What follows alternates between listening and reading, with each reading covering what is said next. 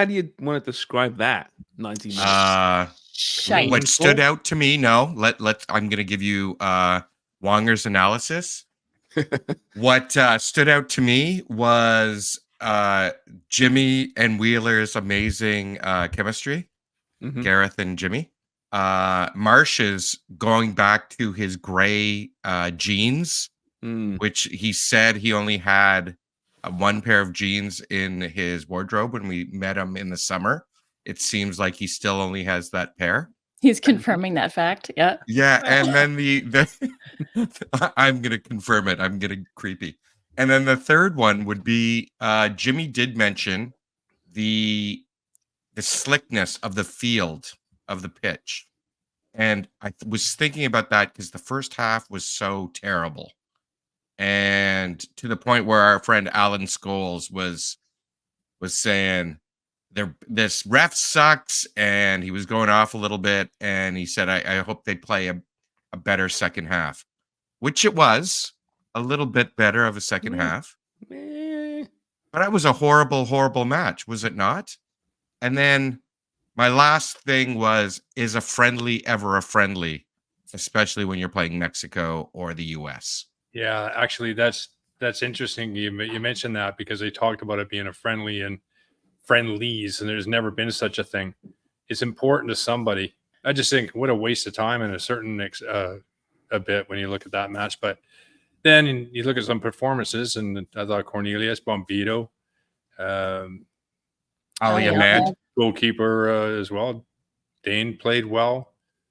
Ahmed played well. Yeah, so there were some good performances overall. You know, I thought as a unit they did okay under difficult CONCACAF circumstances. Oh my God. That's key, right, isn't it? I mean, the way Mexico set up in this game was to prevent Canada. They seemed to me to be scared of Canada dubs, that they were all out physical, trying to disrupt any kind of rhythm that Canada had shown against the States. Man, how things have changed, right? We should be getting used to this. This is Mexico, right? Mexico, right? Who's been the dominant force in CONCACAF forever. And now they're playing Canada, and they are doing all they can to prevent Canada from fighting its groove.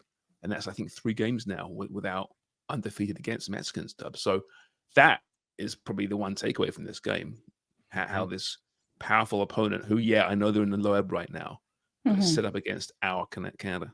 Yeah, I think that was big. And also just to piggyback on what Wonger and Forrest were saying, like there's never been a grander misnomer than calling these types of matchups friendlies. Like they're absolutely not that. But I think it comes down to, yes, you're right, Sharms, and how you framed that. I think it's a compliment to Canada in the way that Mexico set up, in the way that they were going to thwart them, to frustrate them, foul them, kind of anti-football, if you will. But it comes down to, how are you going to exert control? So are you going to exert control by stopping and starting, by influencing the referee, by fouling, by pressing, by counter-pressing? These are my notes. Or wardrobe changes. And we saw that from the Mexican coach. So if anybody was, a character in that match or entertaining, it was, how do you say his name? Aguirre? Aguirre. I know. Aguirre. He's Aguirre. Yeah. Gotcha. So he was walking satire. I mean, he was highly amusing.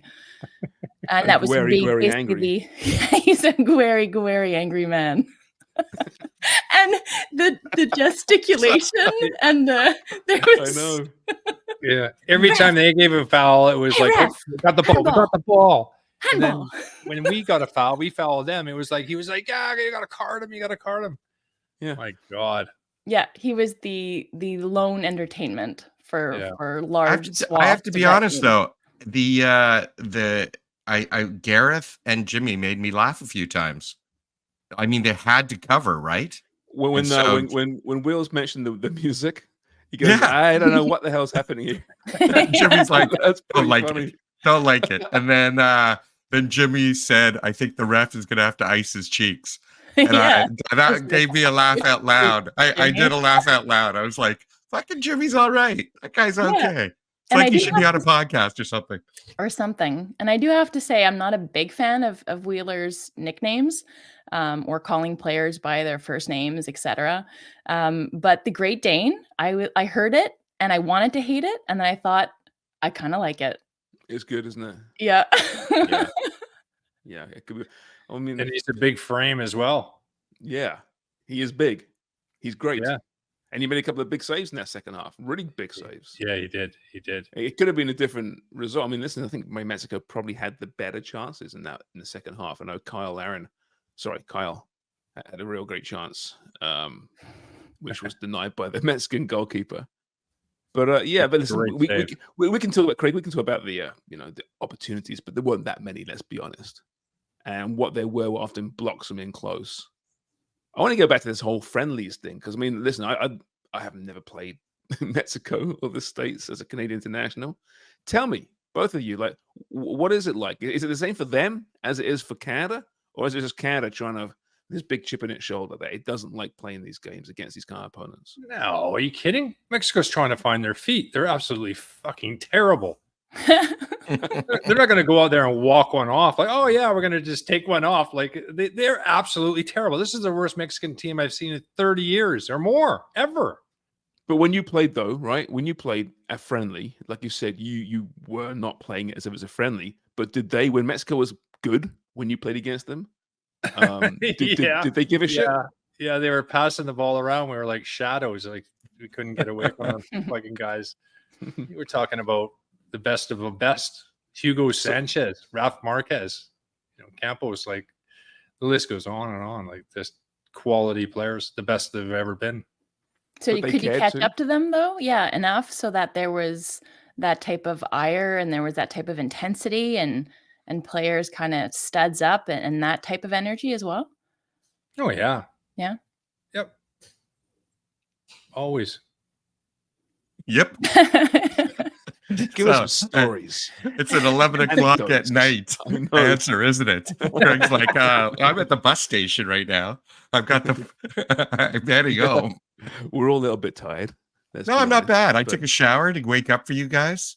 Feeling rather actually, you look very excited. Very refreshed. Actually, I know you're in the red glasses. Which speaking of friendlies, I don't know if I ever played Mexico in a friendly. Actually. Oh, really? Or just World Cup qualifiers and Gold Cups and stuff, right? Yeah, North American Championship games and yeah. So what the fuck do you know? Yeah.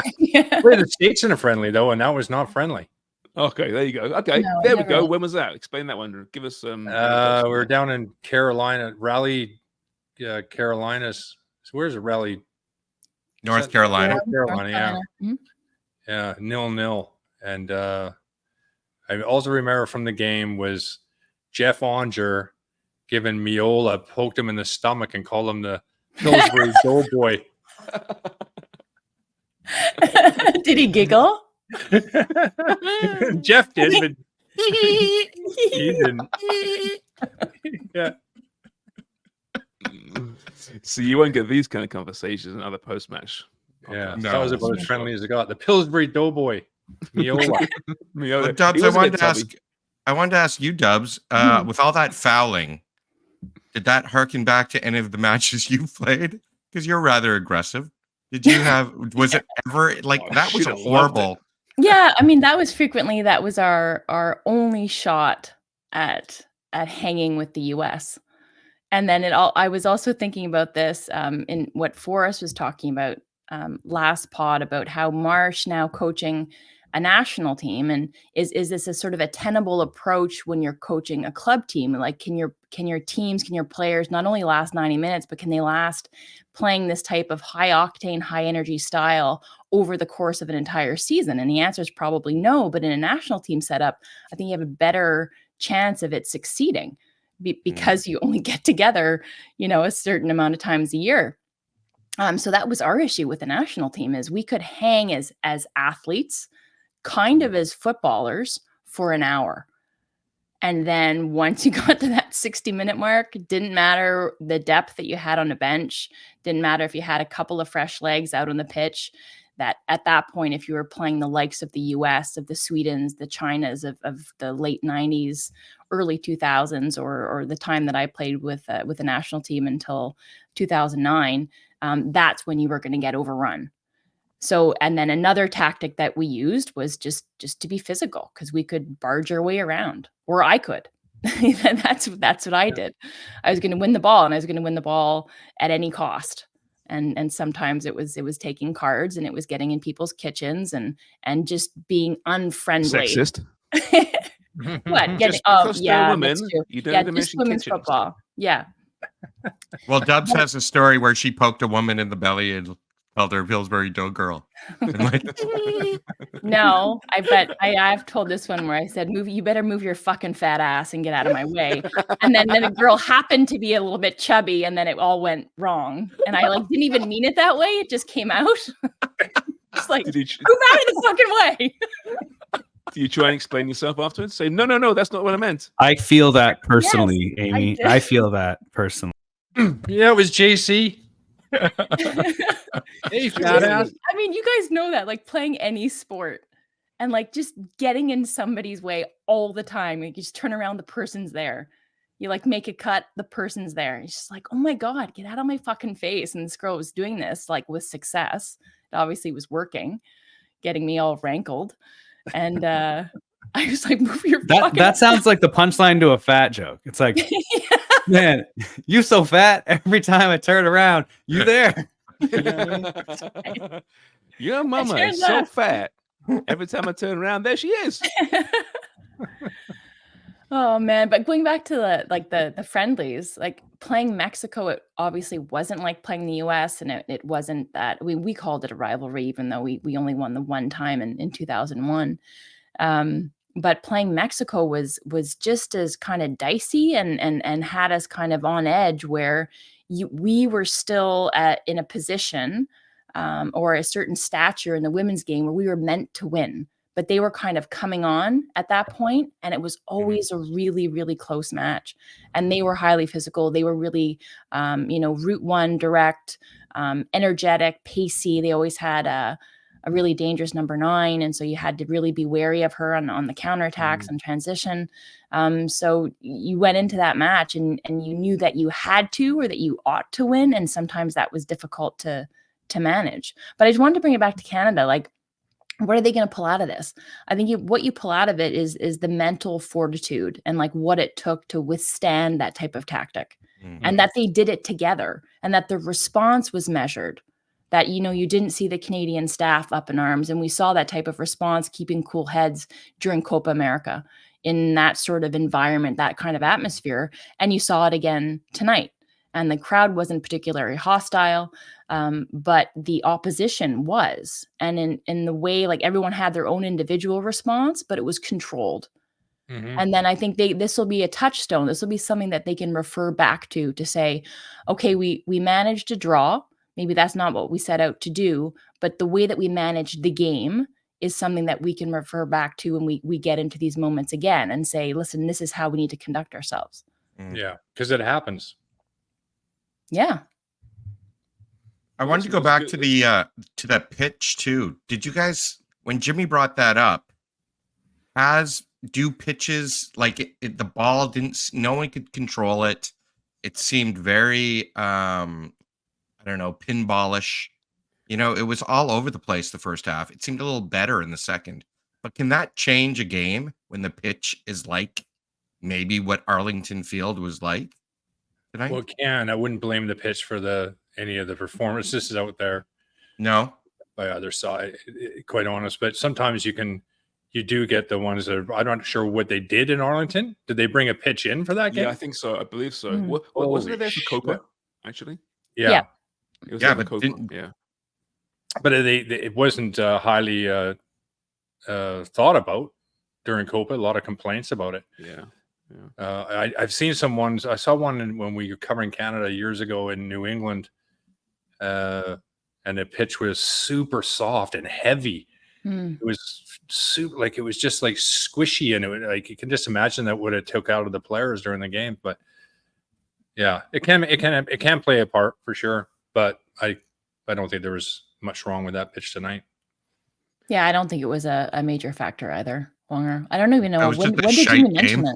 it? Yeah. It was, I think the it was Arsenal was more. on the pitch. Yeah, Really Jimmy took the game mentioned off. it. He just said it looked he didn't understand why it was so I don't know, chaotic out there. Hmm. But overall, I mean, it's a successful window again for Jesse Marsh, right? 2 games, you win 1, you draw 1. You get some young players debuts. Nico Seeger Yeah. came on today, so he's cap tied now.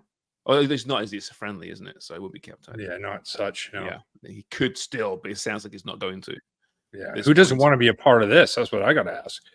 Yeah, That's it. it's going to be pretty exciting. Do we have It's a exciting. guest? Do we have a guest? I can't.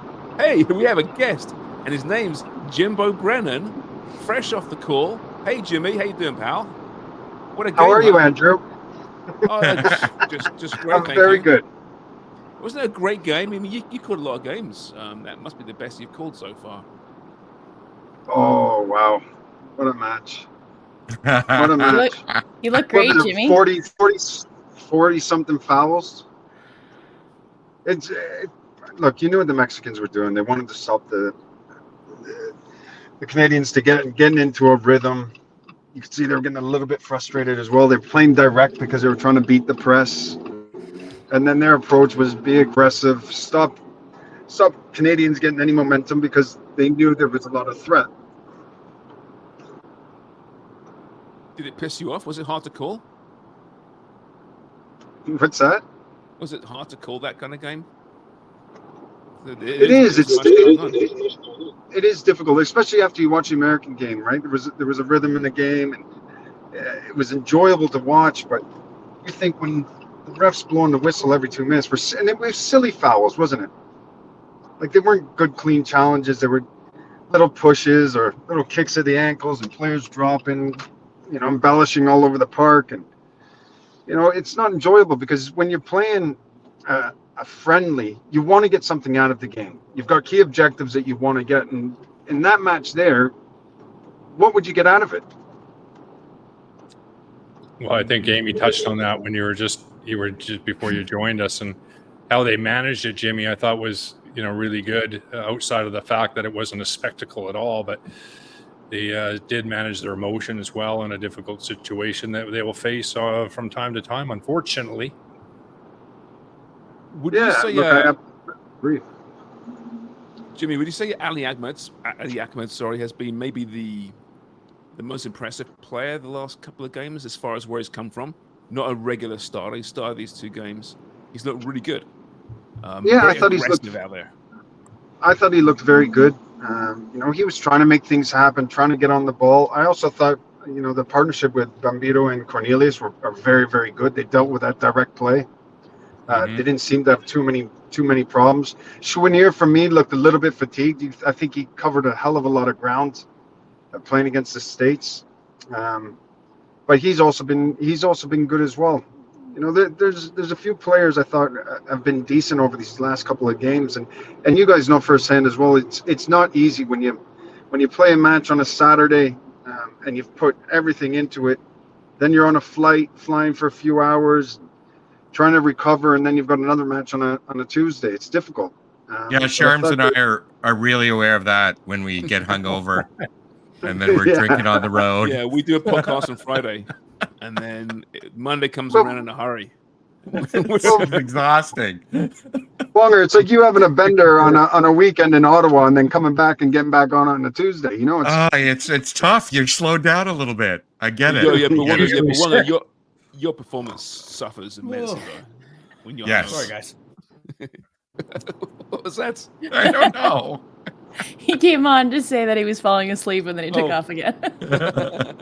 Hey, Jimmy, listen, we'll let you go because you're driving right now and we keep hearing you turning, indicating that you're turning left or right. And we don't want to be responsible for a collision. But thanks, pal. Great call. And we'll have you back on at some point because you're part of us. So we can't get rid of you. Have a great night, All Jimmy. right. Bye, everyone. Bye, Thanks, Jimmy. pal.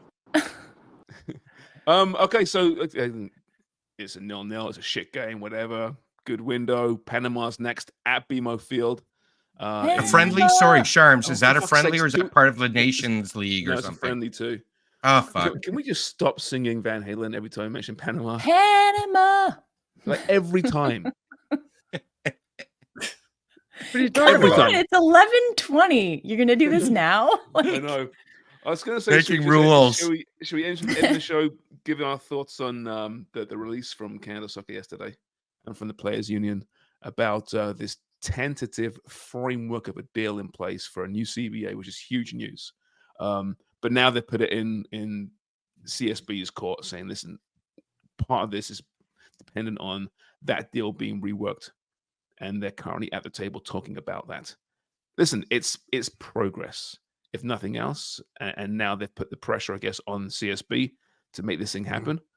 Craig, overall, I think that was from what the players said, the women players said, Kevin Blue has impressed them, to say the very least. Well, the first thing I can think about in this situation is communication.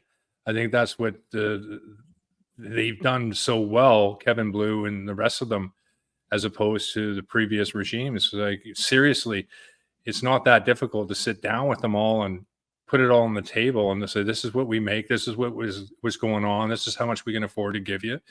Got to leave some in the pot for what we need to do in Canada too. There's a lot of expenses. We're not a rich soccer country, and I think the communication, if they've done that so well, I think that goes a long way, Amy, in the respect and the trust that they'll have in the bosses that are leading this. absolutely. Really well summed up there, Forrest. I agree with everything that you've said.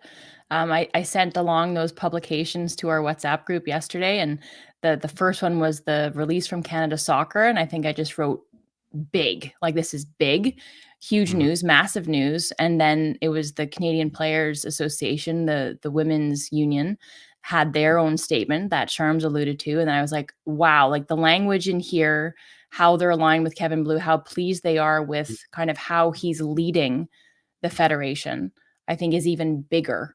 Like that was even greater magnitude, I think, or more impactful, because it's been a long time since I've heard or seen words attributed to players that spoke in such glowing terms about the leadership at Canada Soccer. Yeah. And so, I mean, that's it. That's a really, really big step on the way here. So hopefully, I mean, it sounds really positive, and hopefully they're able to get it over the line, but it's really masterful from Kevin Blue, not only up until this point, or even up from the moment he was hired, but that he's putting the ball squarely in the court of CSB. And from what I understand, though, that those talks have gone very well so far, and that CSB is very understanding of the situation, and they are open to this.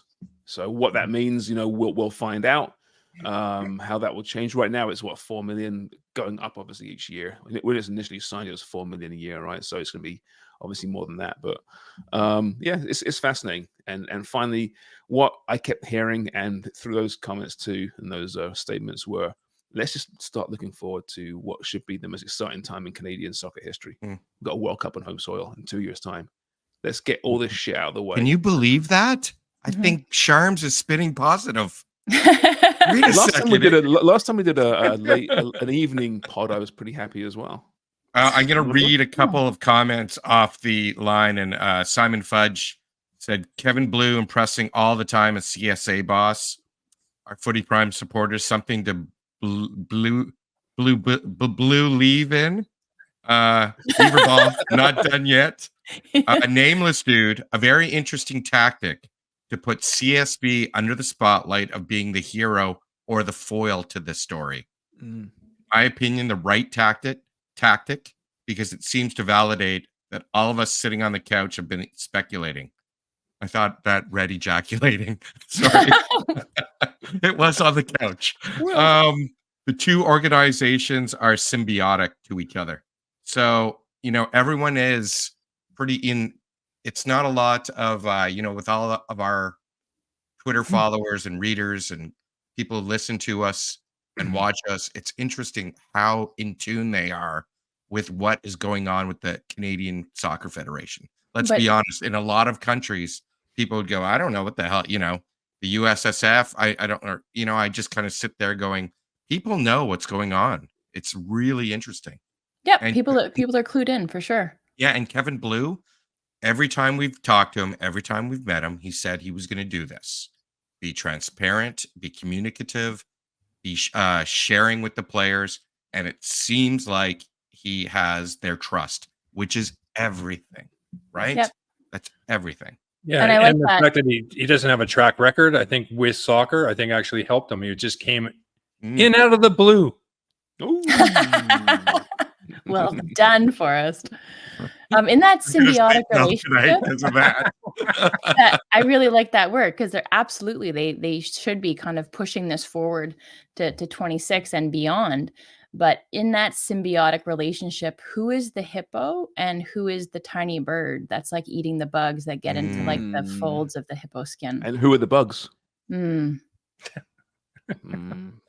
We're the bug. That's like right. podcasters, That's probably us. bugs. Yeah. Yeah. We're the Some sort of, flies. like knit or gnat. The beast is Canada Soccer. That's the beast, right? Everything Yeah. revolves around it. So Canada Soccer's the hippo. Mm. In an ideal world, CSB is the bird. I think. Right? That makes Yeah, sense. I think you're right. Mm. Well, you really blew that one, Sharms.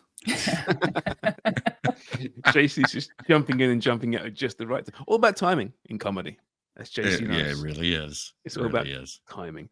And once we get this independent commission investigation regarding DroneGate out of the way, that'd be one more thing as well. That's coming to an end as well. Next few weeks. They should just hopefully. to be honest, they should just let that slide. I'm like, let that go for No, everybody's look for sake. that. Just let it go. We found nothing. No evidence. Move on. Nothing happened. Yep. It was all a mirage. We're gonna miss this. We're gonna miss it. When it's all gone away, be it CSB deals and drone gates, and we're just focusing on the football, we're gonna be so bored. You're right. I like this off-field drama. Yeah, it's great. It makes us proper, legitimate international sports, right? Yeah. We need that. Look at the face on Dubs. We don't need that. No? No. Stop it. Sorry. Okay. I need that. Just once in a blue moon, Sharms. Can we just talk about the football? We just did. It was horrible. Panama. Gonna be waking up my kids. Oh, Jesus. I'm trying to go through my head. Other blue term. No, I've got nothing. I'm tired. All right. We should probably call it an evening. You're probably listening to this in the morning.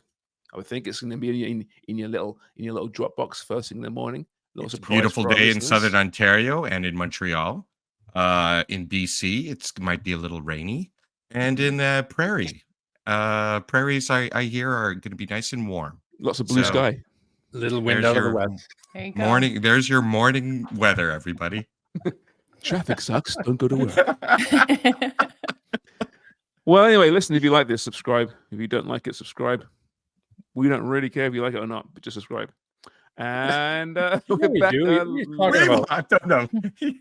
There he's back. Glass half empty. Yeah, feeling blue again. We're back Thursday though with we'll look ahead to the weekend in the Prem. Maybe we'll do some footy picks first time in a while. We'll talk some MLS, of course, as well. We'll have Asa on the show for some fantasy talk as well. And your England won. Your Thursday. England beat one today Finland. or yesterday. It beat Finland and Ireland. So yeah, good for Harry you. Kane, your boy there, Harry Kane, scored on his 100th cap. Very well done, Harry Kane. Well done, all right, everyone. Till next time. Good night and good morning. And or afternoon. Thanks for listening and watching. Yes, and good luck.